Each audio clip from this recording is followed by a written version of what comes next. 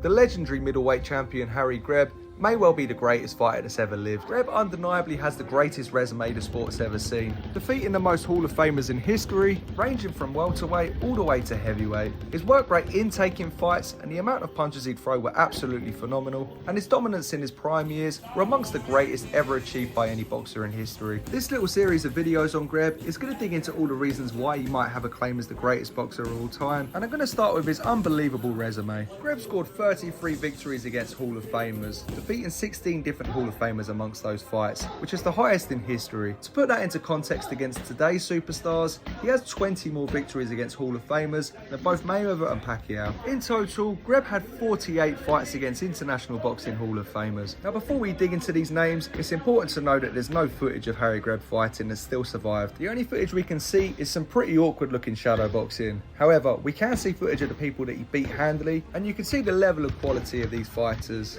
Fighters like Gene Tunney, the man who defeated Jack Dempsey back-to-back to win the heavyweight title. Tunney only ever lost once in 80 plus fights in his career, and that was to Greb. The fact that Greb was a middleweight makes this even more impressive, especially as Tunney was hospitalised due to the beating he received from the hands of Greb. Greb would also defeat the legendary welterweight champion Mickey Walker in one of the most brutal fights of the 1920s. After one of the most punishing middleweight fights in history, Greb and Walker would fight again later that night in the streets.